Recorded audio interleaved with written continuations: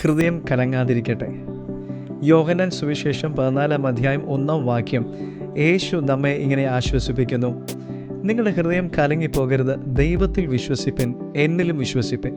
ഈ വാക്കുകൾ ഭയവും ഉത്കണ്ഠയും നിറഞ്ഞ ലോകത്തിൽ നമുക്ക് വലിയ ധൈര്യം നൽകുന്നതാണ്.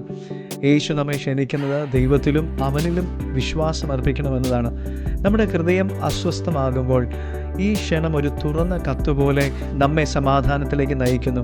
ഈ ഉറപ്പ് വെറും ഒരു വാക്കല്ല, മറിച്ച് യേശുവിൻ്റെ വ്യക്തിത്വത്തിലും അവൻ ചെയ്ത പ്രവൃത്തിയിലും അധിഷ്ഠിതമാണ്.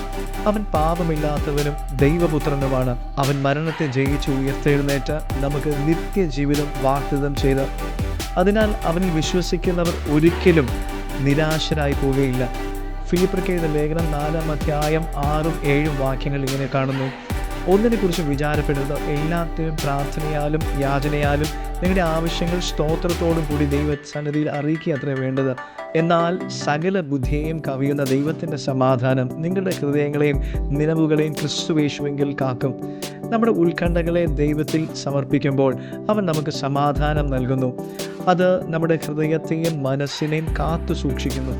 യെശയ്യാവിൻ്റെ പ്രവചന പുസ്തകം 41 അധ്യായം 10 വാക്യത്തിൽ ഇങ്ങനെ ദൈവം നമ്മെ ഓർപ്പിക്കുന്നു: ഞാൻ നിന്നോട് കൂടി ഉണ്ട്, ഭയപ്പെടേണ്ട, ഞാൻ നിൻ്റെ ദൈവമാകുന്നു, ഭ്രമിക്കേണ്ട, ഞാൻ നിന്നെ ശക്തീകരിക്കും, ഞാൻ നിന്നെ സഹായിക്കും, എൻ്റെ നീതിയുള്ള വലം കൈകൊണ്ട് ഞാൻ നിന്നെ താങ്ങും.